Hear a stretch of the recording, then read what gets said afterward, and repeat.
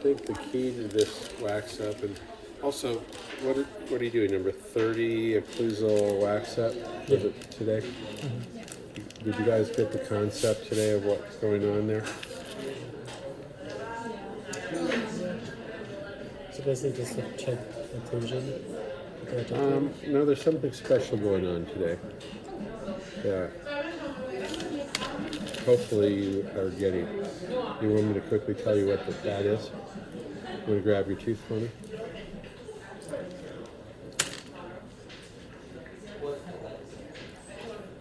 Thank you. So it seems like an easy thing, and it is, but what I think is good to do on this particular tooth, and this is 14 as well. Yeah, it's just 14. Interesting. I thought it was 30 last time we did it. All right. So in all these exercises, including the wax up that you're doing, it's important to, and if you don't have it screwed in, just hold it when you close it with your finger. You have number 30 around? It just fell out, I think. Right there. Got it? Did you set that booby trap up for me so it would fall out when I picked it up? Yeah, I got it. All right. So I'll tap, tap hard. And you look on each articulator should be similar, but not necessarily where things are touching. All right. And then the hard part for you guys is you don't know the difference between artifact and real occlusion. So let's talk about it. Those are on that figure. It's that you have to realize is generic. That doesn't necessarily line up with your articulator, but it's close. Maybe right, maybe not right. If we mount each of your mouths on an articulator, which we'll do next semester, and in a position that they have maximum intercuspation, you will find that not one of them looks exactly like that where the dots hit. But so right now, it's the first thing you want to do is draw this tooth out. So let's quickly do that, just like we did the other day. Have you guys done that yet for this? Anyone done it? No. Okay, why don't we do it together? So here is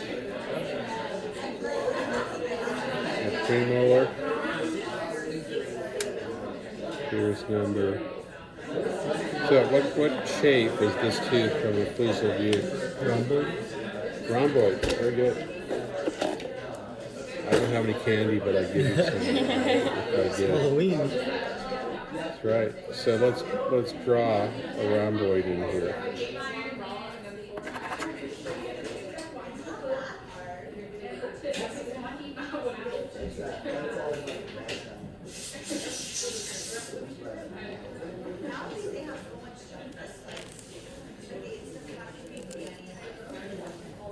That look like a rhomboid? And then there's a rhomboid next to it, right?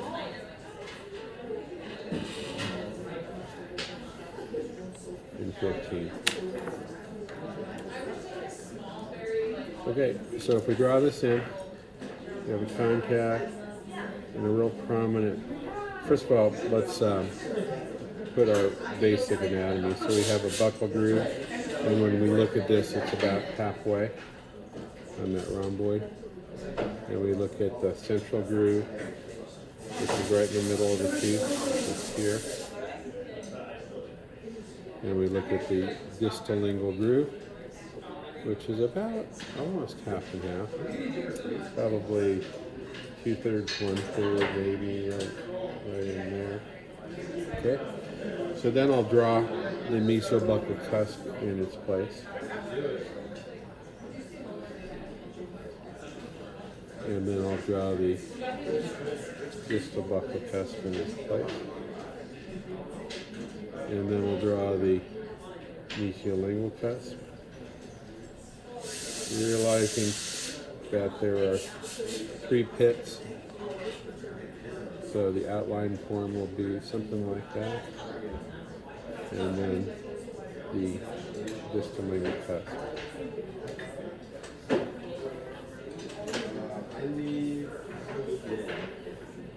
All right. How many pits are in this tooth? 3. It's important to be able to rattle that off without even thinking. Especially if you have a molar, it's going to be 3 pits. So we kind of find out where those pits are. They're on that central groove line. And this one's right about there. And you have one that lines up right about there. And then you have one that lines up about here. Okay. So then, what are our main grooves? What's this one called? Central groove. You might have some marginal grooves like that. So there's a central groove. And then what's this called?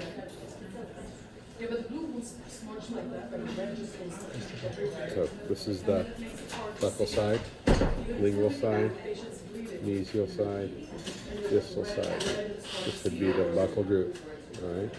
And then we have one more groove, a main groove in this tooth, and it goes from here to there. Now this is the groove that makes this tooth, or all maxillary molars, different than mandibular molars. And it's called the distal lingual groove. Mandibular molars do not have distal lingual grooves. So that would be a test question. The other test question you're going to see is, what is this structure right here? It's a ridge, but it's, there you go. Did everybody hear that? It's an oblique ridge. And maxillary molars have an oblique ridge. That would, if we ever would have gotten to it, that would have been on my Jeopardy. It's a maxillary molar. If I say oblique ridge, answer is maxillary molars. Okay? Thus mandibulars don't have it. Unfortunately, about a few people on the practical, when we do 14 or 15, make the maxillary molar look like a mandibular molar. Why? 2 main reasons. They don't make it rhomboidal. Mandibular molars are rectangular. And number 2, they don't they put in pretty much symmetrical anatomy. And they take this distal lingual groove and put it right from here into the central pit. That changes it into a mandibular molar look, not exactly a mandibular molar. So this is key. There's another test question that's asked, and once we draw the anatomy, I'll ask it. See if you guys can answer it, okay? So we just did the main anatomy. Those are the primary grooves, right? Next thing we're going to do is put in our secondary anatomy. So what is the secondary anatomy on the mesial buccal cusp? What forms a triangular shape on this tooth? Triangular ridge. So this is a triangular groove. Okay? And then there's something that forms the marginal ridge. And that's called the marginal groove, right? So I'm putting in my marginal grooves to make marginal ridge, right? And that really makes it look more like a tooth. Then we'll go to this distal buccal cusp and put in our triangular groove. And we're going to go to our what's the largest cusp on this tooth? Mesiolingual. And it may come from there, it may come a little bit inside of it like that. And then this one is kind of hard, but it still has some remnants of a triangular ridge there too. Okay? Alright, starting to look like the tooth, right? So that's all the anatomy there is on this tooth, except for what? Cuspicare Done. That's how you do cuspicare. And that's about how fast it takes to wax one. So don't let that be an obstacle for you. So then we ask the question, what structures make up this oblique ridge? So what is this right here? the way it's drawn. See oblique ridge, but what is cusp is it on? What is this cusp here? Mesiolingual cusp. And what is this structure on the mesiolingual cusp? The distal part? Distal. Distal triangular ridge?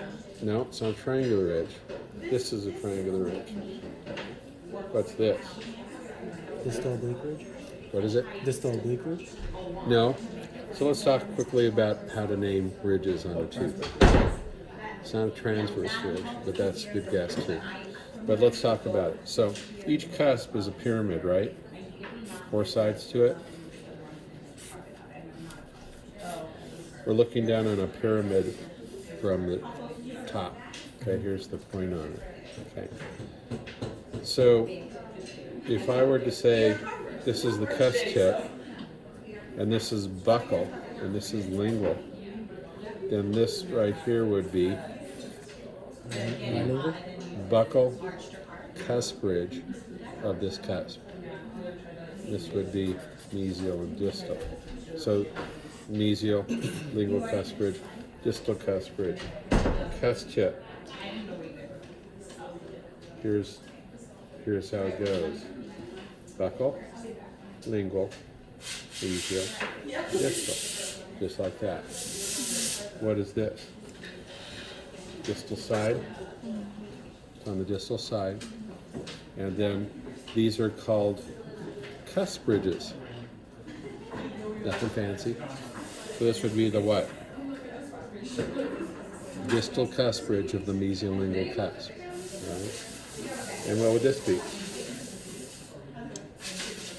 The lingual cusp ridge of the distal buccal cusp. It is the lingual cusp ridge of the distal buccal cusp, but it's also something else you just said, or someone just said. Transverse ridge. Nope. Triangular ridge? Triangular ridge. So, this is the triangular ridge of the distal buccal cusp and the distal cusp ridge of the mesiolingual cusp. Those are the two structures that make up the oblique ridge. That's a test question. Hard to believe, but it is. All right. So you got to know that. All right. So the next thing we're going to do is think about occlusion on this tooth. So we just marked it, right, with articulating paper, and we see that we have an area on the mesiolingual cusp tip. So here's the cusp tip. Here's the cusp tip. Here's the cusp tip, and let me ask you, on these.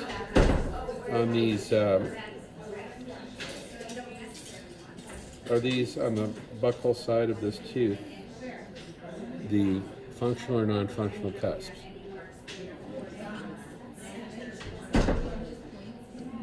Non-functional. Correct.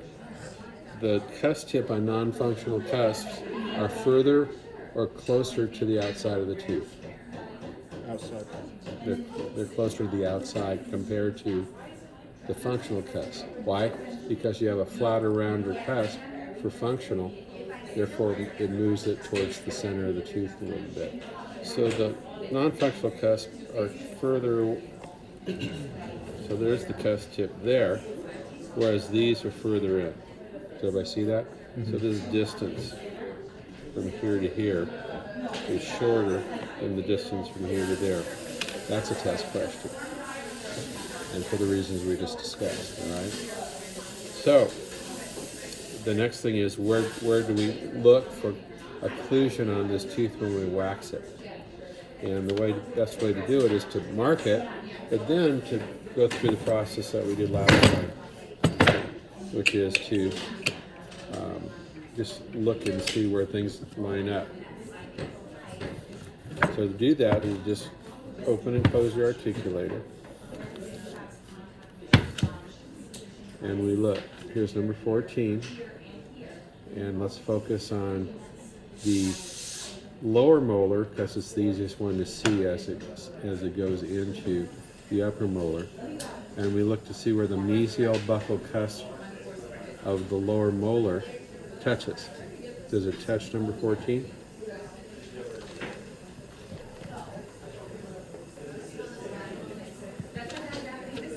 Kind of like in between. No. So what's that called where it's touching?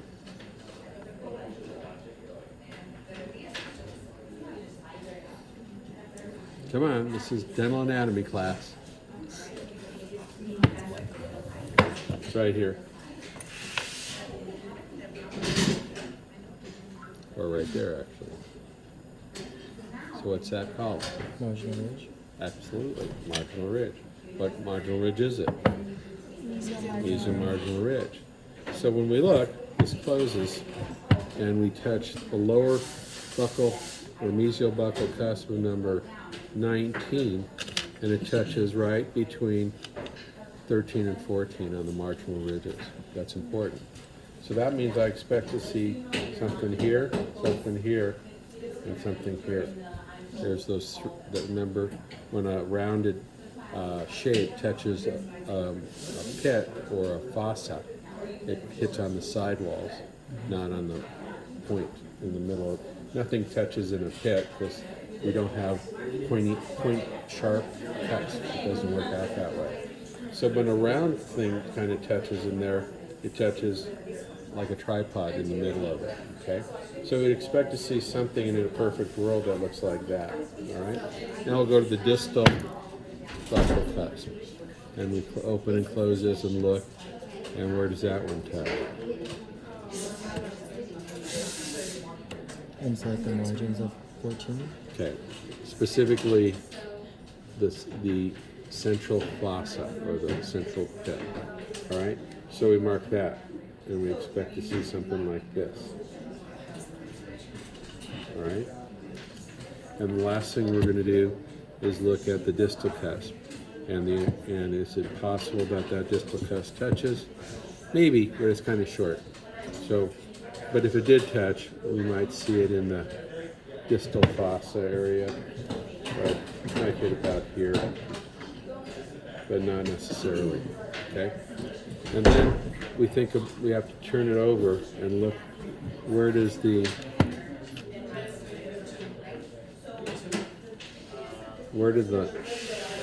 lingual cusp of 14 touch in number 19? Mesiolingual cusp touches in the central fossa area, okay? So we get something that looks probably like this.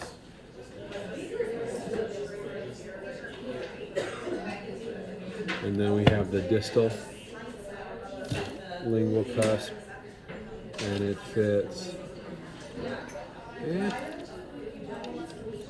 kind of on the marginal ridge. So I'd expect to see something like this. Maybe something over here. Okay? So that's very important information to wax this teeth. I need to make it look like this occlusally in a rhomboidal shape with all the grooves that are set up with my oblique ridge. And I know I have how many areas of occlusion to work on? 1, 2, 3, 4. Is that, whoop, it used to look like that picture, but the picture's gone. That's okay, we have our own picture, right? So if you know this, that will double your speed on this practical. All right? So the next thing we want to do is start to wax it, because it's important to have this information. There's a couple ways to get wax on the tooth. Did you guys select, or were you told what color wax you will be using? Ivory. What? Ivory. White wax for the final? Yeah. We haven't been told Oh, officially. okay. I thought it was. That would be a surprise, but it's possible. One of the reasons we kind of keep it a secret is because some people like to wax up their tooth in advance, and they get to the practical, and they 5 minutes into the practical, they say, "I'm done." So it's not a good thing to do, because we're actually wanting to see your skill during a little bit of a time situation. All right, so there's a couple ways to get wax on a tooth. The fastest way probably is a dipping technique.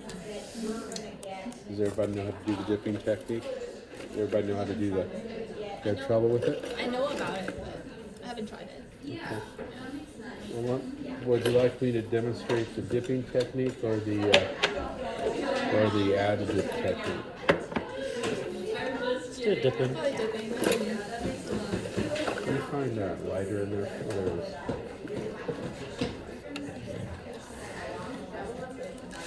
is. Turn that on for me, please.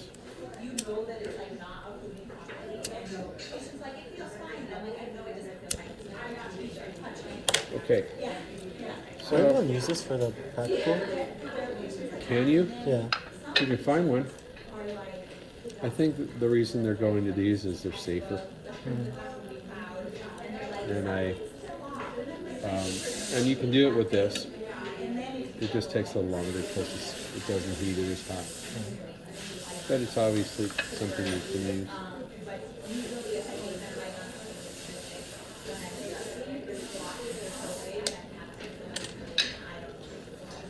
We'll use blue.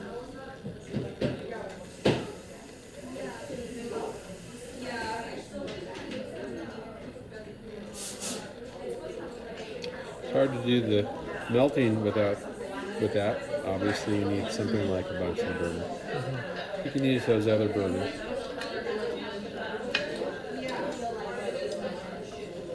Okay, so we'll put some sticky wax on.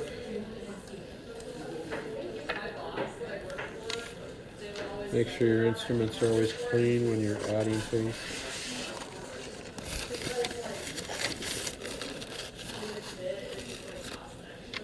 Some people have been adding sticky wax a little too fast, or excuse me, too thick.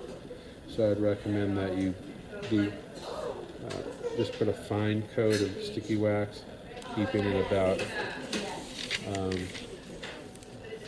at least a millimeter away from your margin of the tooth. Everybody knows what the margin is, right? That's the edge where the wax should stop, or a crown will stop. But see how once I heat it, if it's thicker than I'd like, I just thin it down by reheating and pulling it. You don't necessarily have to put a whole bunch on the occlusal.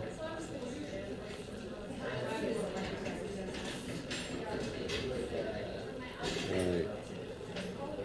That is it for sticky wax. So it's not a big deal.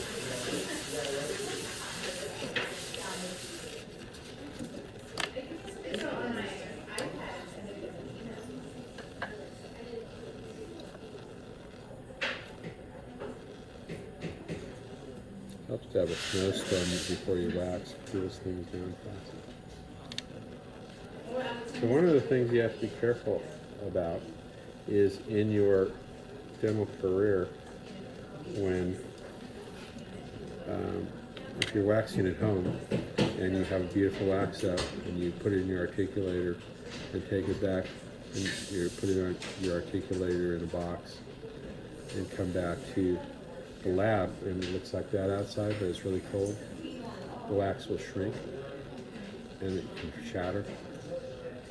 If you touch it, so you got to be careful about temperature and wax. This is softer and this is harder. This is easier to polish, but it kind of loses some. If you're polishing, you're going to end up removing contacts more easily than if you use this stuff. So the timing on the additive technique is crucial. And you noticed I waited for it. And if the wax is the right temperature, it adds quickly.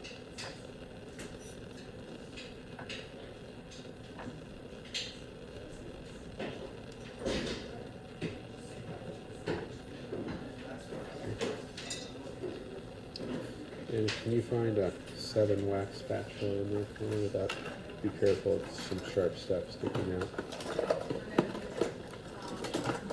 Questions about that? Pretty simple. Fast. So you can see you can, when it's still warm, you can start to shape it.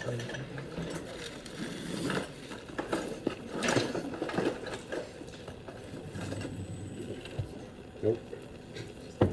The scoop spoon thing. The scoop spoon tape. That's it. Thank you, sir. You're hired. So make sure you put it in and it sits all the way down. If you add too much wax, and it's okay to be too much, as long as you make sure that when you seat it, it goes all the way down to the bottom. If you don't do that, then you're going to have issues because the bite will be off and it'll break a lot and various things happen. So I'm just going to add just a little bit more. And again, see how the heat makes a difference. If it's too hot, it just shoots right off of my instrument, off of the tooth.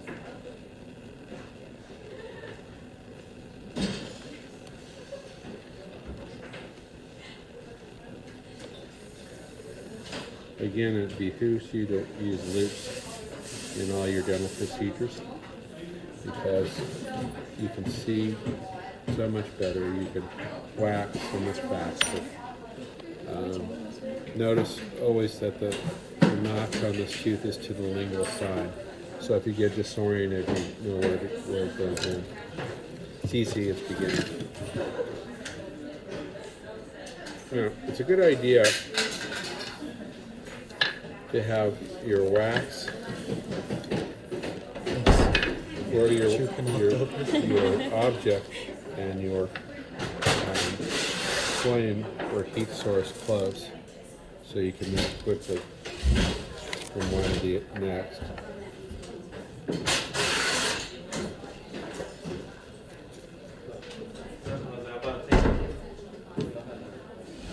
Notice it's higher than the occlusal surface of the adjacent teeth. I'm doing that on purpose.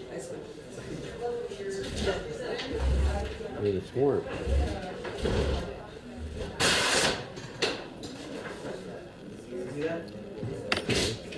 Then I'm going to, you grab a little cup of water for me, please.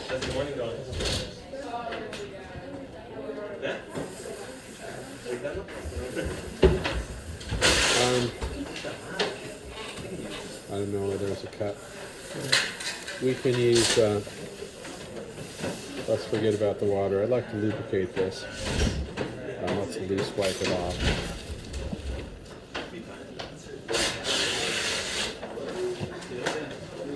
But when it's still warm, you close it down and squeeze.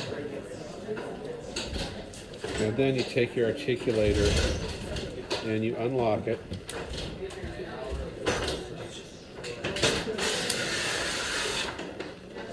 And you grind.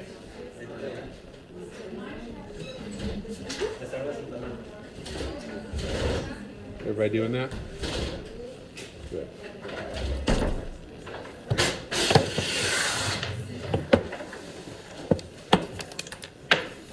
Okay, so now let's look at it. So let's see what we see. So we had enough wax on there. A few things happen. One is I have a shape of a cusp right there, don't I? What cusp is that? It's a medial cusp. You just, thank you, sir. Mm-hmm. I didn't drink it now. I was trying to lubricate that so it wouldn't stick, but it worked out. So when you close it, what you missed was I added warm wax. Not, again, it has to cool just a little bit so it doesn't stick to the opposing tooth.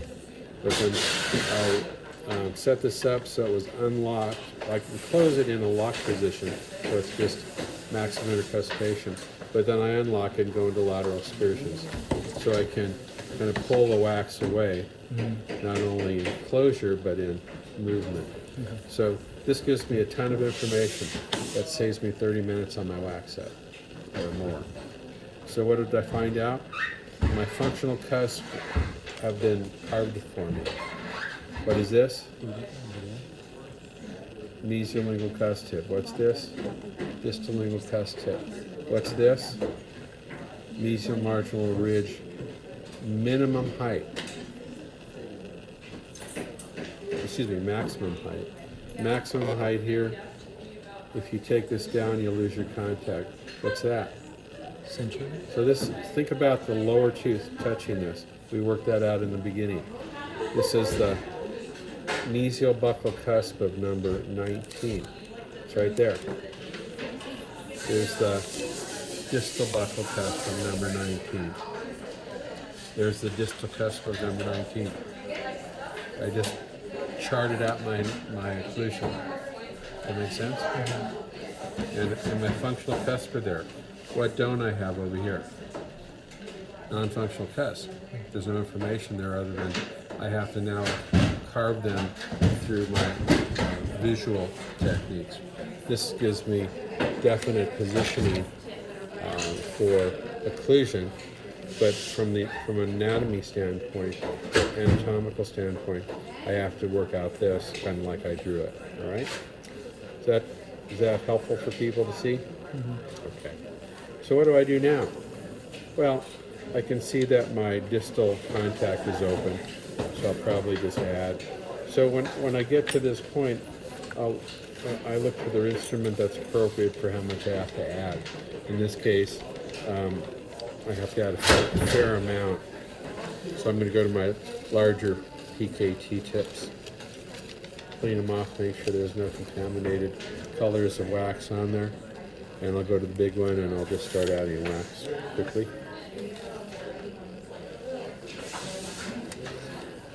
See how I'm really close? That's the way to wax quickly, is put all your waxing paraphernalia in close proximity to each other.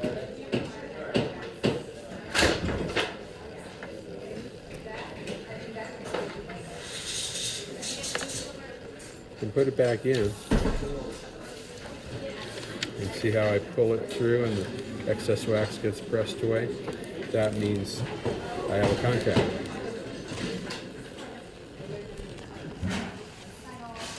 Now, do you think that contact is the right height, or the marginal ridge is the right height? Absolutely not. Marginal ridges have to be the same height as the adjacent teeth. And that's why I said you probably won't get a contact on the marginal ridge with this distal cusp, because it sits up way too high. I'm not going to build this whole side of the tooth out to touch that distal cusp, because as you can see, marginal ridges have to be the same height on adjacent teeth. So I'm going to take something that will make my marginal ridge the same height, which is this. You can use any carver you want. But I can stick this halfway on each marginal ridge and I can quickly get it to the right height. Bam, it's done. And then this one, I don't want to do that to, right? Because it's the right height. So what I do want to do is open up, what is this embrasure called on the top?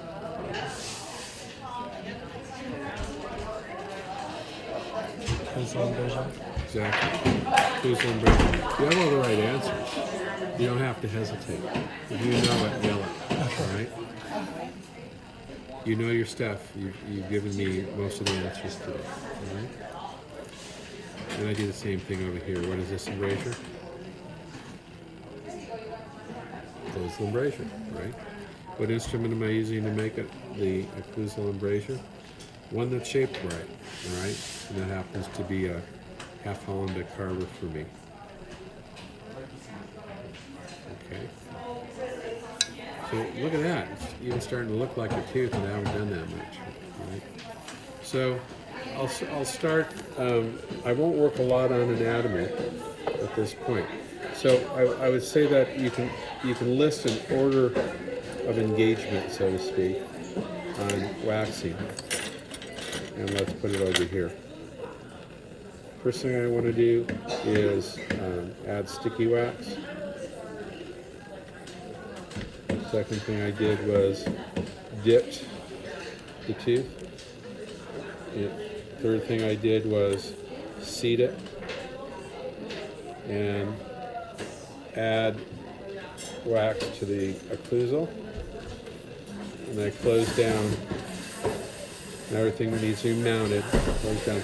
And going back to one crucial point, make sure that when you mark your articulator with all the plastic teeth in it, that they all hit equally. If that's not the case, you'll be really struggling to get the occlusion. Because if it's not there due to the mounting, you're never going to get it. You're going to have to warp or morph this way out of normal positioning if your mounting is off. So if you're not sure, grab one of the faculty and we'll make sure you're right. If you're not, then we'll help you remount your Dentaform. Okay. So we closed it and went into close and go into excursions. Close into MI, go into excursions. Okay, and that gives you to this point. And then 5 is you just add to the voids. Okay? Does that sound like what we've done so far? Oh, what was the last one? Sorry. We're just filling in where we're under contoured, maybe take away where we're over contoured. So right now, again, it's very important from a speed standpoint, since you're on a time limit and a practical, to be efficient with your time. So one of the things I'm going to do is keep it in most of the time and just look at contours. Because if you take it out here and you start doing this, other than adding wax or polishing, you're wasting time because you don't have any adjacent teeth to compare to from a contour standpoint. So the first thing I'm going to do is axial contours. The easiest ones to see are buccal and lingual. Here's the buccal. I look down the side of the tooth for profile, and I see I got a big hunk of wax that's too far, and I'm under contoured at the base. So I'm going to add wax first.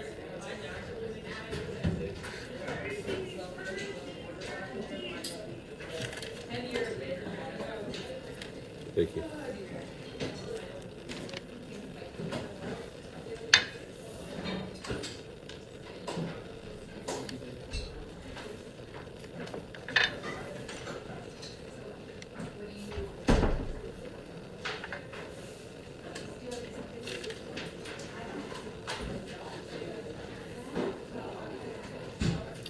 So if you have 2 layers of wax that have been added at different times, and I want to make sure there's no voids, and I want to smooth them, I'll just reheat like this.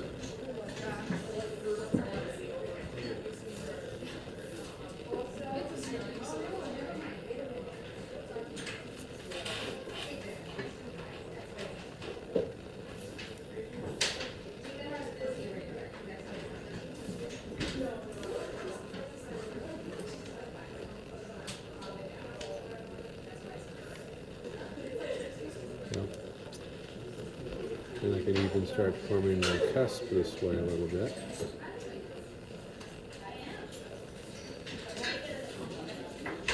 And I'm going to do that generally for the lingual side too. I look down my lingual contour and I'm under contoured.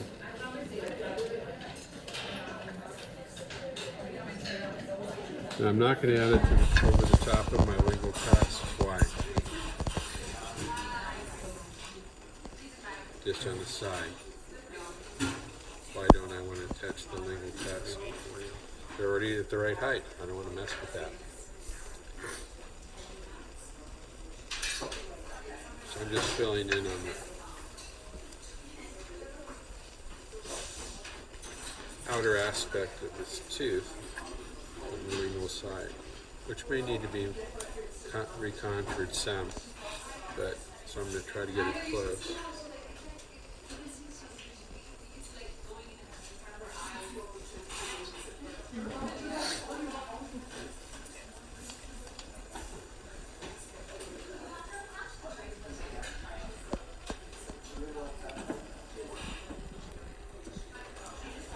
Now, if I can't reach certain areas because they're too close to the plastic, the pink plastic, or which is our gingiva or tissue, then I can take it out.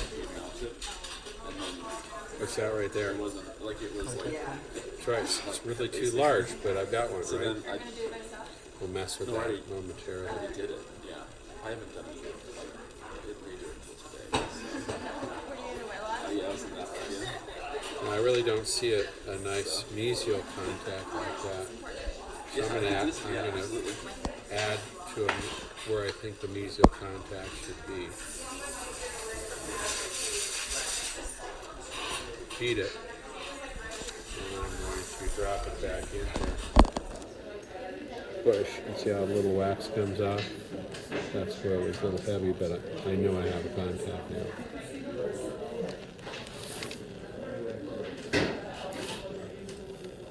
Right there.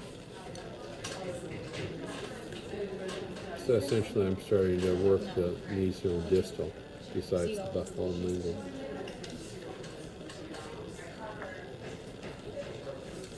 Alright, so the next thing I'll do is make sure that I'm probably, if it looks like it's a little under contour there. So generally I have the wax on the tooth, right? So what I want to do as I cool it is I did mesial and distal and I'll put a contacts just to start them. And then I'm going to do margins. And then I'll use a half Hollenbeck Harbor to do it. And the way to do it is use the side that you can find the margin and pull up against the wax.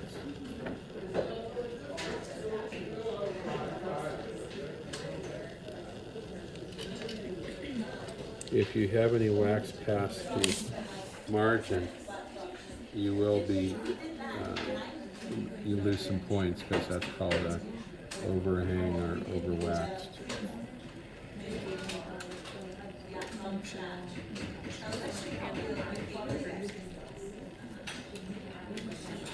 Now, you can see that it's pretty precise here on this side, but here I'm under contour, so I have to add some wax.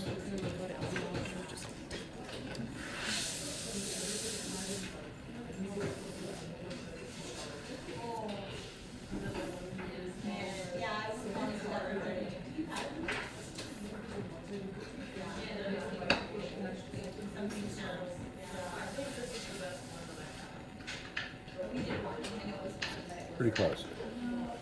Okay. Put it back in, look for the orientation. Okay. So now I'm ready to start with some contouring of the axials. I'll go back up to number 6 here. And I'll look at the buckle first. I'm using my half Hollenbeck Harbor. And I'm comparing this contour to number 15 and number 13. Okay. So I see I'm over contour. And I'll start, as I carve, I'm looking at adjacent structures to get the contours because it's a silhouette, it's parallel.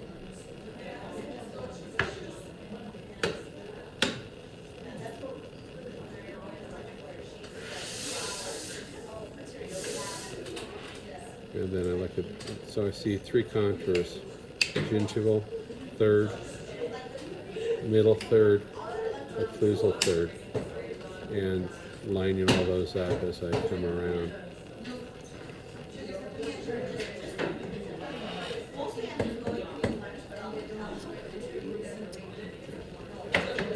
Now there's some nuances I'll add back, but in general I'm trying to get the shape of the adjacent teeth. Okay, so that's close now. This is the best brush to take off wax flakes. Then I'll do the same thing on the lingual side. I'm going to look at my lingual contour.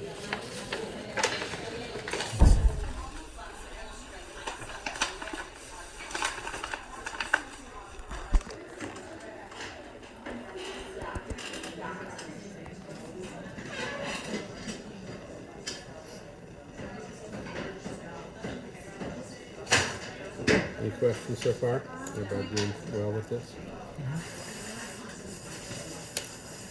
So it's comparative anatomy. There's a couple ways to wax. One is to add wax to the right, hopefully exactly the right shape with each increment that you're using. And add structures like marginal ridges, triangular ridges, cusps, and then fine tune it. And then there's the negative waxing technique, which is add more than you need, squeeze it, move it. I find the negative waxing technique to be faster, particularly for a practical situation. I have run into students over the years, and usually they're previous lab techs, and they've been taught additive waxing, so they're fast at additive waxing. And I would say to you, whatever works. This works for me. All right, contours are close. All right, not quite there yet though, right? Doesn't look like 14, but it will, hopefully. Number 8. I will come back and now do cusp, both height and position. So let's start with the non-functional cusp because that is where I have the least information. So one way to do it is to take the unwaxed tube, or the original tube,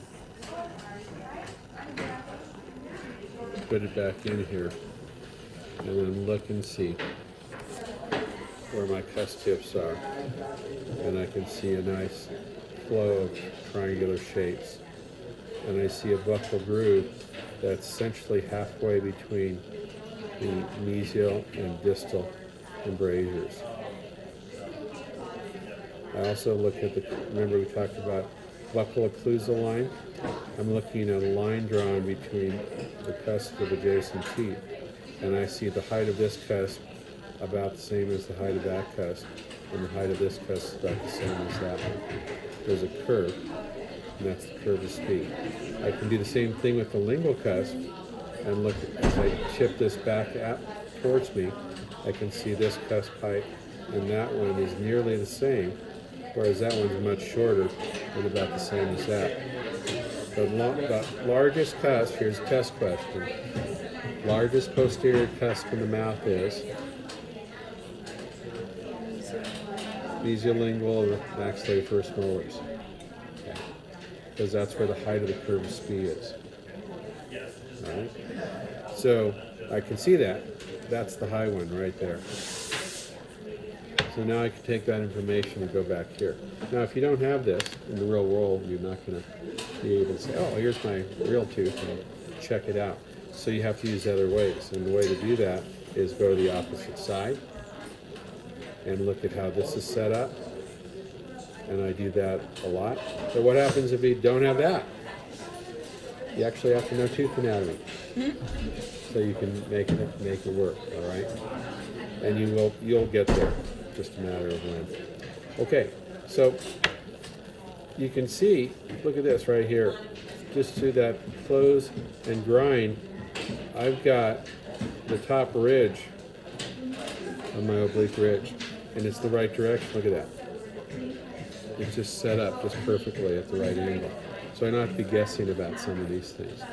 But I do know, and we've talked about this, that I need to have a buccal groove that's halfway between the cusps, halfway down the middle of the tooth. Okay.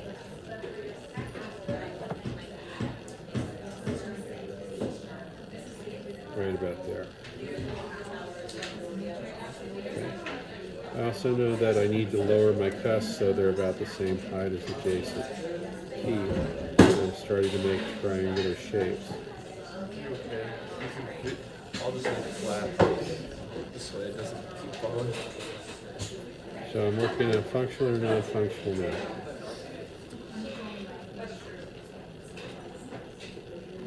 Non-functional. These are the buccal cusps and maxillary molars. Non-functional cusps. I'm using visual techniques to get it right. I don't have information for closing it down.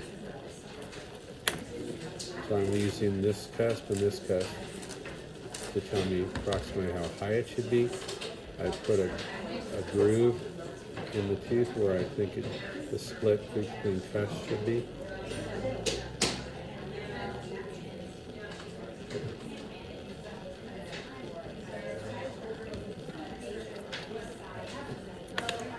And that's close.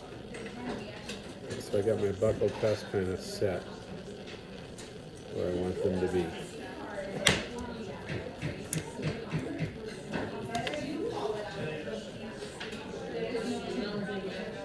And then the lingual cusp, I can think about this groove right here. One of the ways I also like to do it is to use this wax here, which is called what? No, it's not sticky wax. Rope wax. Rope wax or utility wax is a more technical term for it. We've got it in the lab. I put a little bit there on the side, and I can stick my tooth there at the same angle. And it gives me some information, particularly where cusps are in the pits and grooves and so on. So I can also look at where this lingual groove sits, and it's right about there. And I really hope it doesn't fall. It's a great angle right now. It's literally perfect. So I'm just putting my distal lingual groove in there.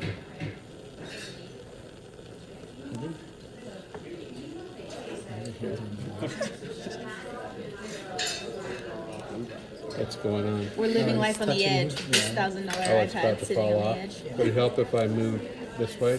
No, It's fine. Yeah. Well, this could be the news for when someday. That's so much fun.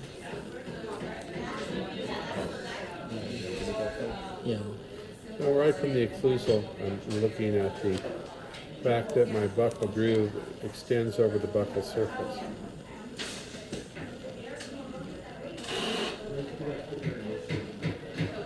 And that the distal buccal is less prominent than the mesial buccal cusp in this tooth.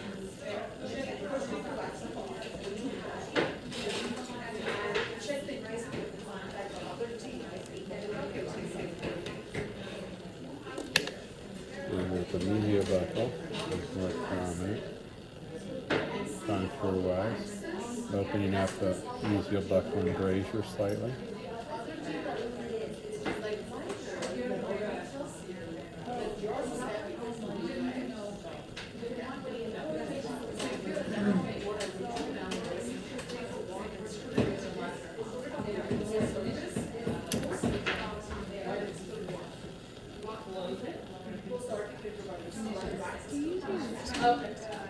You're welcome to ask questions if you have any as you're At the waxing. end, I looked at it.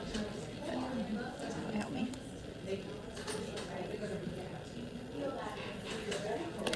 Okay. So generally it's starting to come together.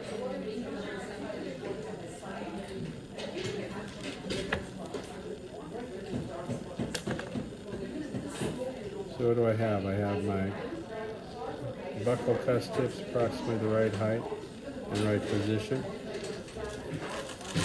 Starting to look better. Lingual cusp tips are in the right place. I know that just from closure, so I didn't have to work that hard back over there. And lingual contour is fairly parallel with adjacent structures.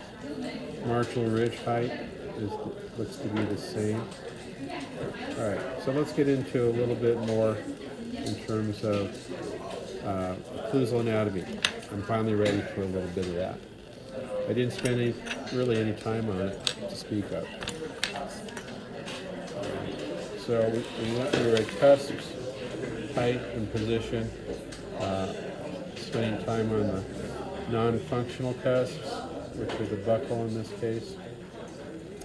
And then I put my, and to do cusps, you really need to deal with some of your primary anatomy, which is your buccal, groove, and your lingual, distal lingual groove. Okay, I've done that. Next thing I'm going to do is think. Remember how I drew the picture and talked about on adjacent teeth, pits are the same depth, and they line up for the most part.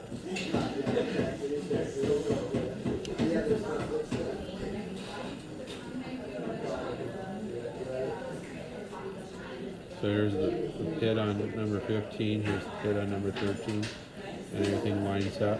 And then from a side view, all the pits are about the same depth. I'm going to do that now. So I got my pit maker, which is my cleoidiscoid. Okay, so I'm going to first go into this mesial area, and I'm thinking about the distal pit on 13. I'm looking at my tooth I'm trying to emulate.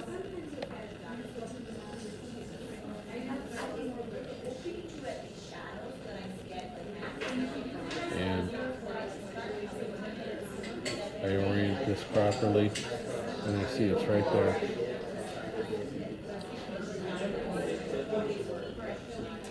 So I put it in.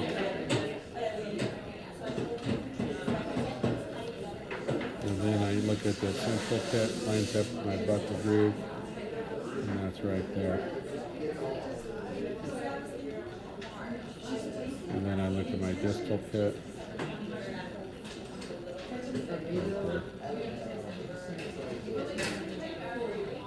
Okay. So then I'll take my central groove and bring it. And remember, it doesn't go straight through, it goes over the marginal ridge. So I'm going to take it up and over and down into a pit. Up and over a triangular ridge down into the central pit. Up and over the oblique ridge down into a pit. Up and over the distal marginal ridge. So that's my central groove. Not a lot of brain damage there. Okay. You thought there was brain damage? Just a little. Nah. This is cake.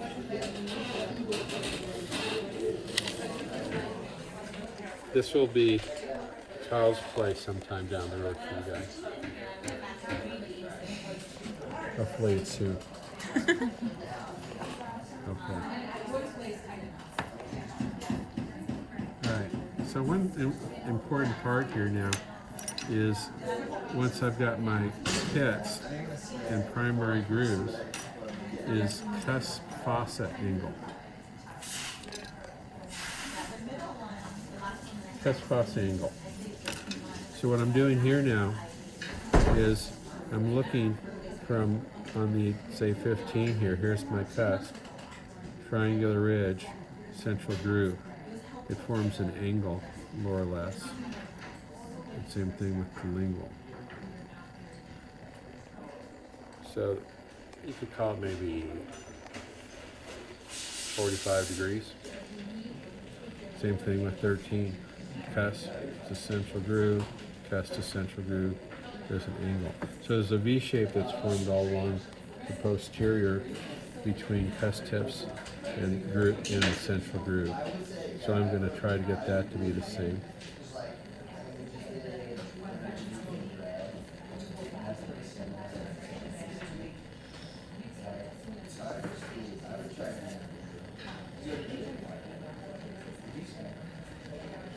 So one of the things that I see in wax-ups over the years when we grade these is that people do not get the pit heights and this cusp fossa angle at the right angle.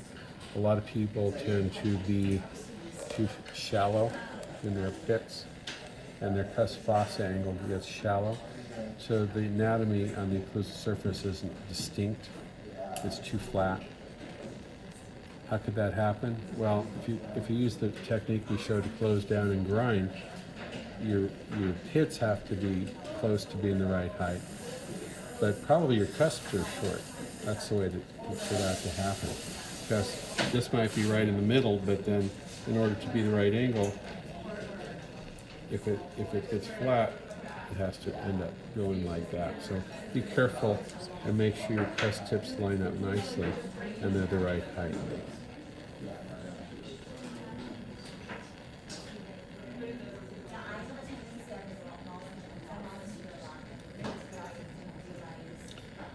So I can't go really straight across because I don't want to take away my triangular ridges.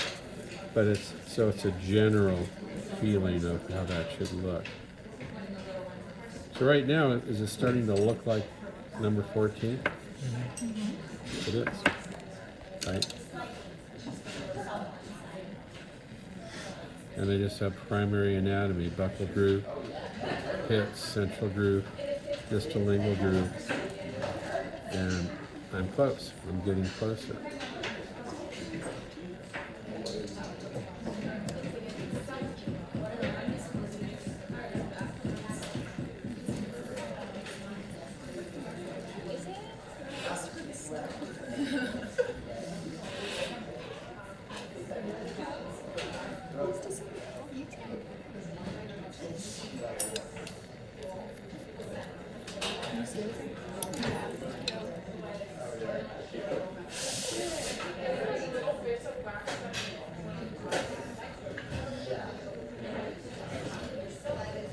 Okay, have you seen me put in any secondary anatomy yet? It's not time. I've got too much going on to get basics. Because secondary anatomy is just that. Once you get the shapes of the primary anatomy in, the secondary anatomy is just quickly carved in and you're done and polished. But the basic important aspects of the teeth is coming together for me, and that is cusps in the right place, depth of the pits and grooves in the correct, and all of a sudden it starts to look like a tooth. Right? So when I set this on carve number 14 in correct positioning, I see that the buccal contour needs some work.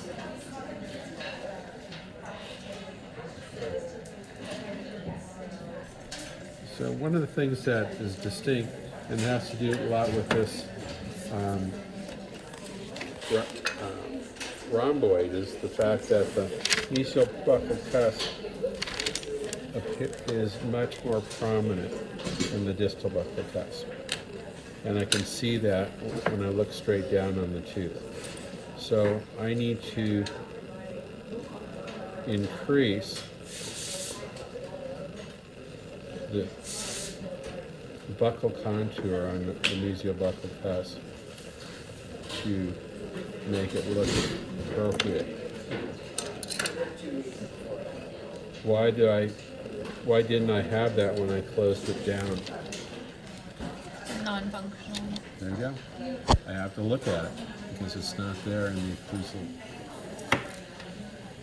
So, are you okay? I'm working on your step. It puts you at a disadvantage.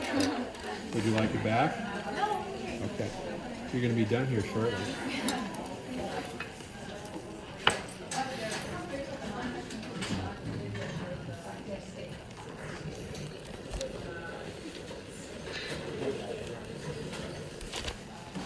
I bet it's funny watching a video. It's like, how did we? Yeah, right.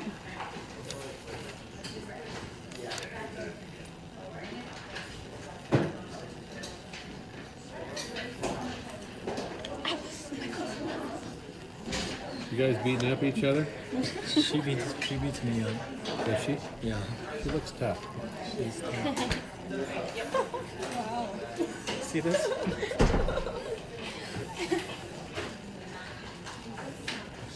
I said she could. It's okay.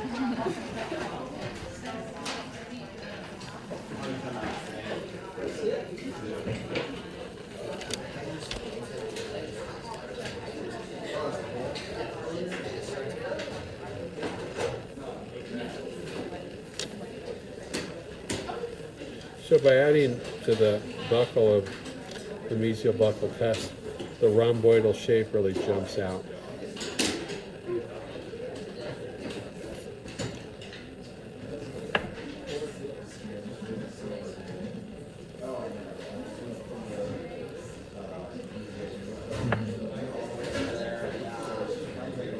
So I overdid it a little bit. And again, I couldn't tell that with it sitting out, but I certainly can when I put it back in.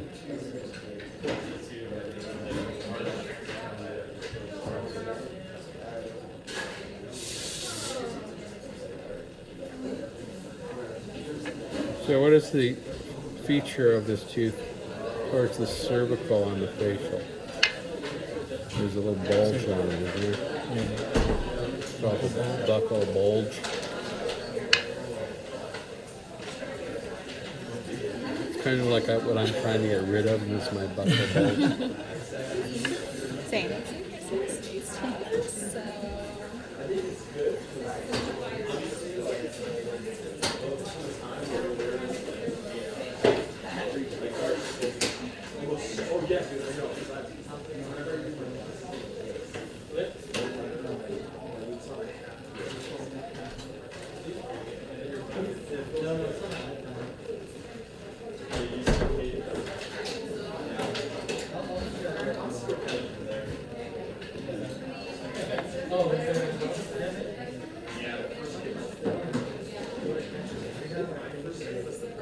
So when you get the key to waxing efficiently and quickly is temperature control. I can move pretty fast if I know how hot my wax is and how hot my instrument is.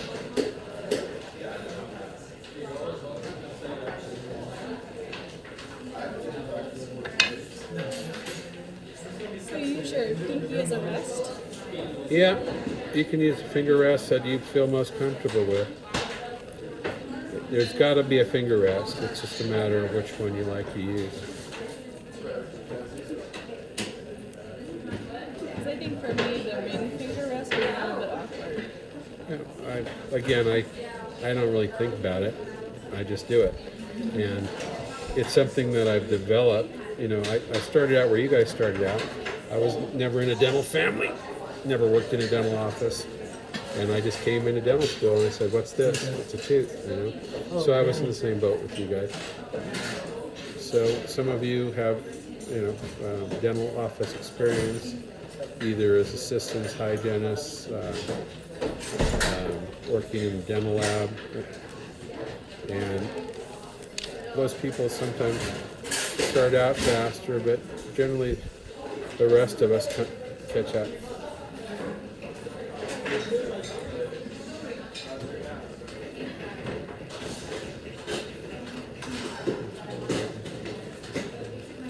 All right, pretty close now.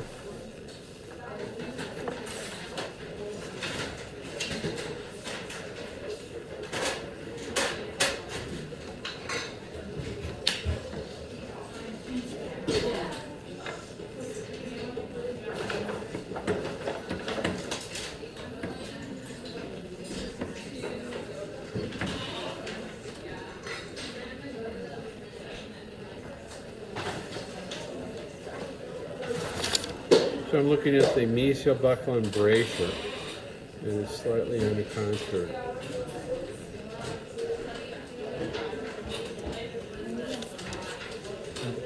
It's gonna be too big of a file, so I probably have to upload it to Drive. Google Drive and send it over email. Can you airdrop it to me, like, right after we're done? Okay. Yeah, I wonder if that'll be helpful. Yeah, I'll airdrop it to you guys. See how my contacts are present? You can see the shiny place. I'm staying away from them. I don't want to lose them, but I'm going to contour them so it's the right shape. See how I'm leaving that little dull area? That's my contact area. I don't want to lose it. Same thing on this side.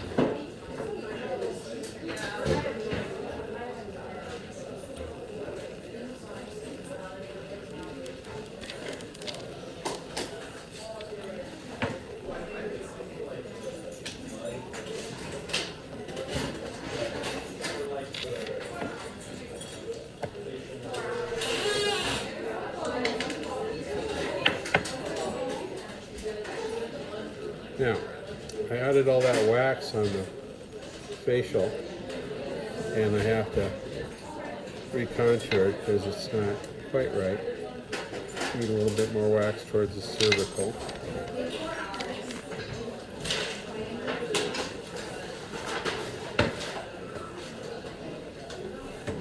Is class almost over? Yes.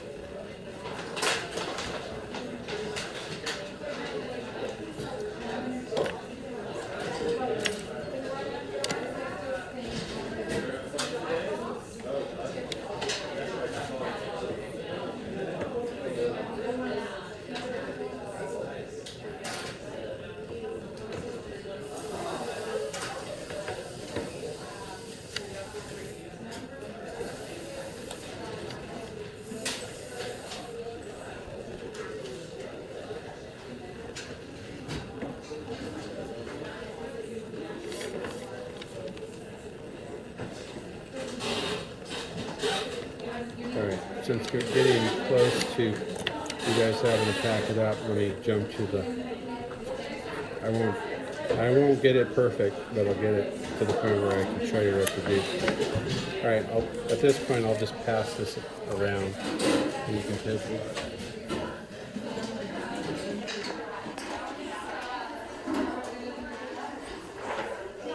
And then I'll show you how to do the occlusion. No, I haven't been in like 3 weeks. Yes. Because these exams. These exams, I know. These exams, man. I know. Look, my freaking boss doesn't even feel my shirt anymore. So Did it sad. ever? Yes, it did. At least a little bit. Are you gonna go after the drama? Yeah, I definitely will. It's like, because these are the 2 biggest exams. So, What exams do you have?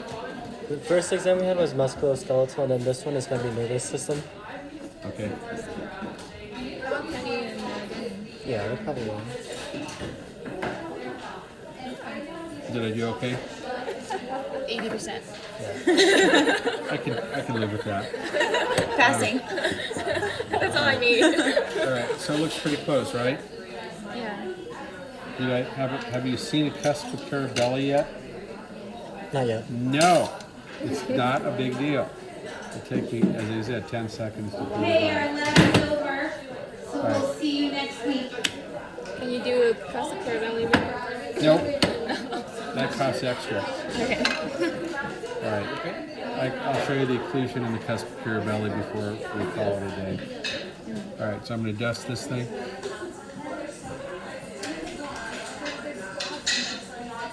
Have you seen me put in secondary anatomy yet? No. I'm not ready.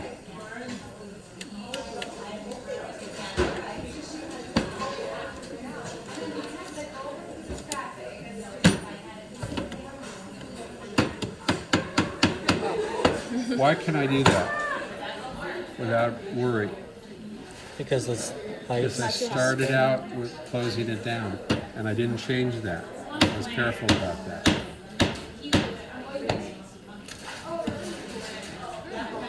So, almost everything I thought would be there is there, just by getting the anatomy right.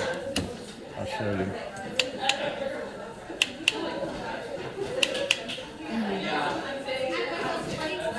Pass it around.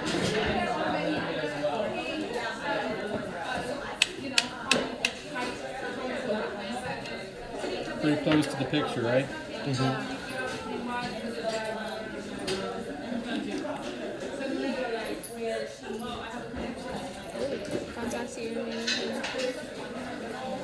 So, watch yourself. Flames going. Now, besides this, right? I'm going to point out what I have. I've got these two for sure. I've got this one for sure. I've got that one for sure. I don't have much of this going on, so I got to add for that. That looks pretty good. So, the other thing I have to do in occlusion is this. I have to open it up and pull through. Because the first thing is centric occlusion. When you just open and close, that's called centric occlusion. And then when you move left, right, and forward, those are called exclusive movements. Exclusive.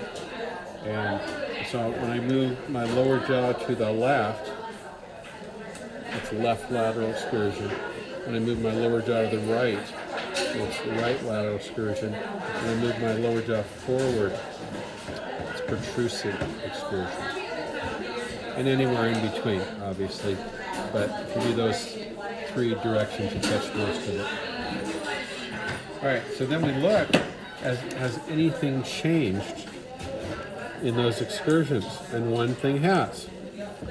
And that one thing is from this contact and this contact, which I had, I've got a little streak coming up those on the buccal slope, or another way to say this, the lingual slope of the buccal cusps. Okay, and I've got one larger one there. What does that tell me? My triangular ridge is a bit heavy, so I need to come in and just not take everything off because I want to leave that little dot at the bottom. But anything above that, I might gently take it down, and that should solve that problem. Okay. Now the other part of this is I don't have my distal lingual cusp contacts, and I know I should be able to get them, so I have to add them. So, but I know where to add them. That's the advantage of drawing this out. I'm not guessing where the heck do I have that occlusion. So I'm going to add it right where I want it. And I'll do it like this.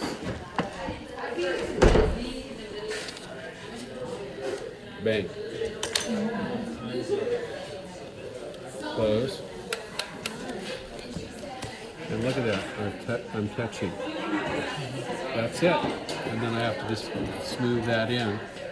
And I'll have I'll use a smaller instrument for blending.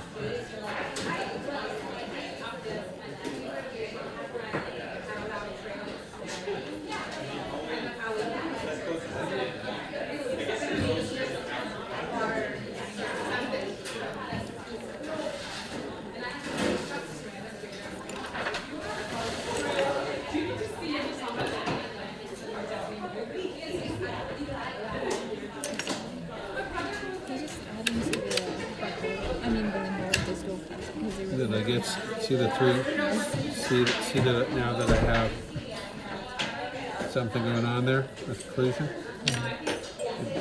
Just added that, all right? Put back my groove.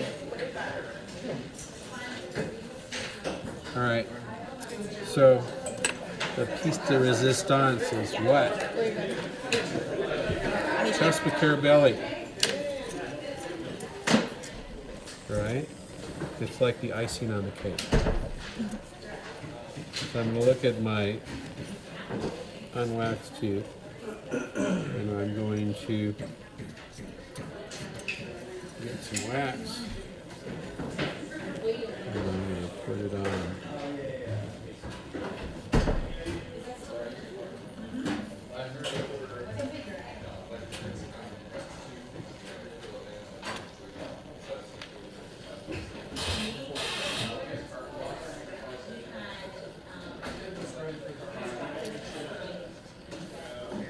Done. Not really.